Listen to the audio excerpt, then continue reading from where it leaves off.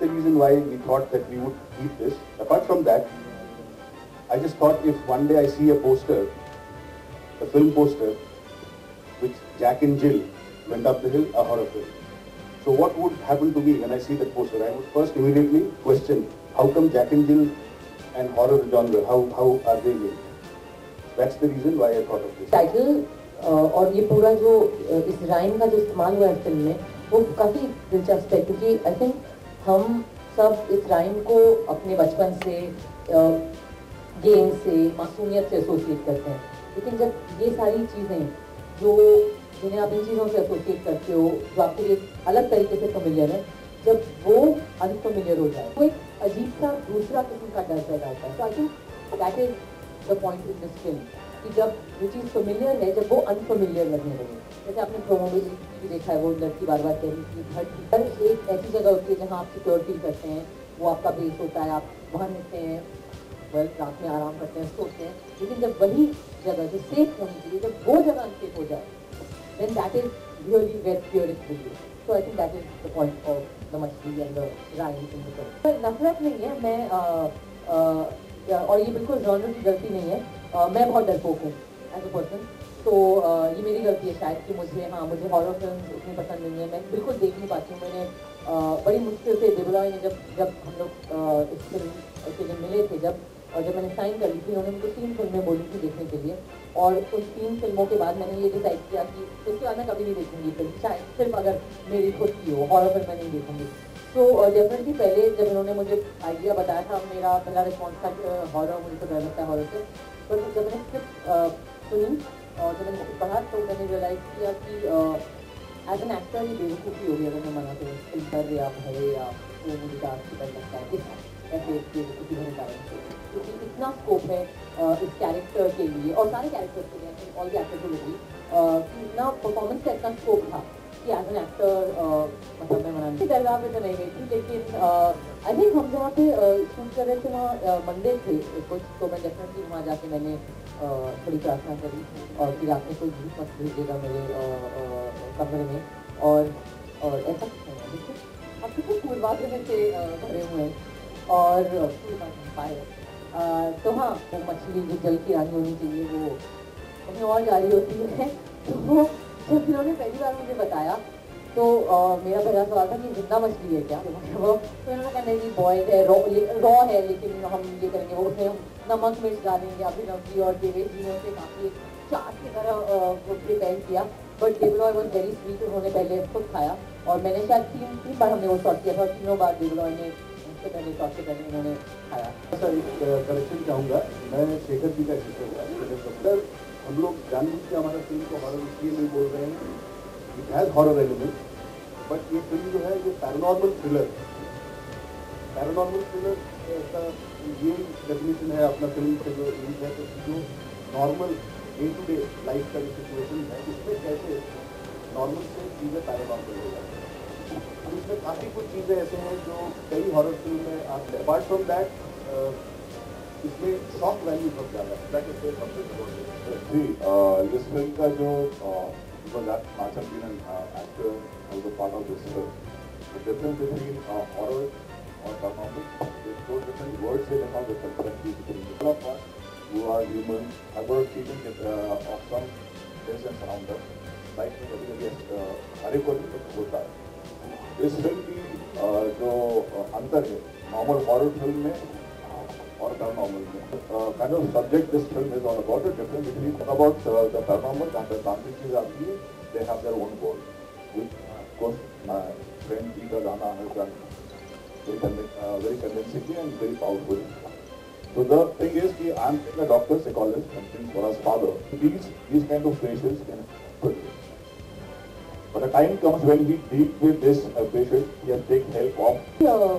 Shoot का अपनी एक एनर्जी होती है. तो जब आप एक लंबे फिल्म पे शूट पे होते हैं, आप एक फ्लो में होते हैं एंड वो क्लाइमैक्स के टाइम शायद दुखा नहीं था, लेकिन एक सीन था जहाँ मुझे भागना था और उस दिन मेरी थोड़ी तबीयत खराब थी, और लेकिन वो अच्छा ही हो गया क्योंकि मैं काफ़ी मतलब मैं सिक महसूस कर रही थी और मुझे मेरे कैरेक्टर को भी काफ़ी परेशान और दुखी भी लगना था.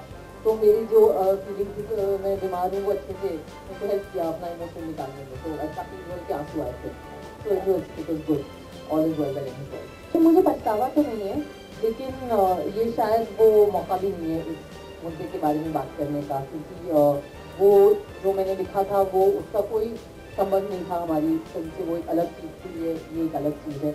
सो आई थिंक कि लेकिन मुझे पता मेरे साथ कुछ नहीं हुआ, मतलब मुझे डर बहुत लगता था, लेकिन अगर रियली में कुछ ऐसा होता तो मैं आई डोंट थिंक मैं वहाँ से जिंदा वापस आती, मुझे मैं हार्ट अटैक में नहीं मर जाती। मुझे बहुत बहुत ज़्यादा डर लगता है अजीब सी अनहोनी चीज़ों की, लाइक रियली। एक बड़ी पैरानॉर्मल मेरे चीज़ मेरे साथ थी, वो थी भानु उदय, मेरे जो को एक्टर हैं, तो इनका साथ रहा पूरे 2 महीने मेरे साथ। लेकिन इसके अलावा हम लोग एक ब्रिटिश इरा के बंगलो स्टाइल जगह में रह रहे थे, पंचमढ़ी में फिल्म शूट हुई है काफ़ी हद तक, एंड वहाँ रात को जब हम लोग वापस आते थे एक गाय आई थिंक चढ़ने आती थी, हम सबके कमरे के पीछे एक मैदान था, तो ये मुझे पहले पता नहीं था कि वो गाय है, बहुत दिन तक अजीब सी आवाज़ आनी शुरू होती थी और वो रात को 11:30 बजे के बाद ही आती थी, पता नहीं कैसी गाय थी।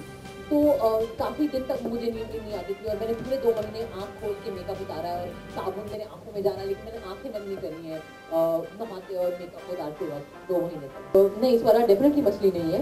आई थिंक कि वो जो मछली जल की रानी है वो एक थॉट है जो कि पूरे फिल्म में चल रहा है, एंड डेफिनेटली ये फिल्म एक जैसे सौरभ सर ने बताया एक एक्चुअली ये एक सवाल पेश करता है कि क्या जो चीज़ें साइंस नहीं मानती है क्या वो इस दुनिया में होती ही नहीं है, या एक ऐसा स्पेस है जिसे साइंस एक्सप्लेन नहीं कर पाया। तो ये कहानी एक्चुअली वैसी है। तो मेरा कैरेक्टर वो लड़की है जिसके साथ ही चीज़ें होती हैं, बट डेफिनेटली बिना बाकी सारे जो किरदार हैं उनके बिना कोई सेंस ही नहीं बनता, क्योंकि अगर तो फॉर एग्जाम्पल सौरभ सर का कैरेक्टर नहीं है या दीप सर के कैरेक्टर नहीं है तो वो फिल्म कभी रेजोल्यूशन पे नहीं आता। अगर ये भूत ही है ना फिल्म के भानु, तो अगर ये भूत ना होते फिल्म के तो फिर हॉरर फिल्म या पैरानॉर्मल फिल्म तो बन ही नहीं पाती। मुरली सर एक बहुत ही इम्पोर्टेंट कैरेक्टर प्ले करते हैं, बाकी सारे जितने भी किरदार हैं, तो आई थिंक बाकी कैरेक्टर्स के बिना आप कैसे स्टोरी कह सकते हो। तांत्रिक एक बहुत ही अपना इंडियन कॉन्सेप्ट है, लेकिन लोग हैं, ऐसे लोग हैं जो स्पिरिट वर्ल्ड के साथ इंटरेक्ट करते हैं। कई चीज़ें अगर लॉजिक से बाहर है लेकिन ये होते हैं। तो एक कैरेक्टर है हमारे फिल्म में, हरियाणा ने प्ले किया हुआ है, बहुत ही कन्वेंशनल तांत्रिक नहीं है। जब आप देखेंगे आपको समझ में आएगा कि उनके पूर्वज वगैरह जो है ये स्पिरिट वर्ल्ड से ताल्लुक रखते थे, और वो एक सिचुएशन आता है जहाँ पे he has to deal with spirits, कई सारे स्पिरिट्स, और फिर कैसे वो जो है नॉर्मलाइज करते हैं सिचुएशन को। स्वरा ने जो कहा कि भूत है, वो भूत उनका मतलब शूटिंग के टाइम पे रियल लाइफ में भूत है द नेबर। और मुझे पता था कि स्वरा मेरी पड़ोसी है, तो उस चक्कर में फिल्म साइन कर जोक्स अपार्ट, बट मैं पड़ोसी हूँ और इससे ज़्यादा नोटोरियस कैरेक्टर और थोड़ा बोल देंगे। वो गुजर गई हैं, लेकिन उनका बेटा वो हमारे जान पहचान हमारे परिचित है। तो मेरा बचपन गुजरा है, मैंने बहुत तांत्रिक और बहुत अवघड़ और बहुत लाशें और ऐसे लोग हम लोगों को गंगा जी में मिलते हैं जिनके पास लकड़ी नहीं होता था, वो अपनी लाशें फेंक देते थे गंगा में, और वो लाशें कहीं अटक जाती थी। हम लोग खेलते खेलते कभी लाश में पाँव पड़ गया, तो ऐसा बहुत एक्सपीरियंस रहा है। मेरा कैरेक्टर अवघड़ की तरह नहीं है, ना एक तांत्रिक है, लेकिन उसमें एलिमेंट्स हैं, बहुत सारे एलिमेंट्स हैं ऐसे जो कि आत्माओं से डील करती हैं। बहुत सारी कहानियां हमने सुनी हैं, तो मैं बिलीव करता हूँ, मैंने देखा नहीं है, मैं देखना चाहता हूँ। देखिए आत्मा होती है, मैं ये मानता हूँ आत्मा होती है, मैंने बहुत सारे किस्से सुने, मैंने कभी देखा नहीं। और जहाँ भी मुझे लगता है कोई बोलता है कि यहाँ पे ऐसा कुछ भूत प्रेत वाला है, तो मैं पहले अंदर से बोलता हूँ कि भैया मुझे नहीं देखना है, अगर है तो है, बिल्कुल मैं मानता हूँ। ये इनके अंदर कुछ स्किल्स हैं, ये बड़ी अच्छी नजर उतारते हैं, मेरी नहीं उतारी थी इन्होंने। हाँ, वो एक मंत्र है जो बोलते हैं कि हर इंसान को पढ़ना चाहिए, वो मंत्र मुझे मालूम है। वो मंत्र मैं मिर्ची घुमा के किसी के ऊपर भी मैं घुमा देता हूँ 7 बार, तो ठीक भी हो जाते हैं, कई मेरे पास फिर दोबारा आते हैं।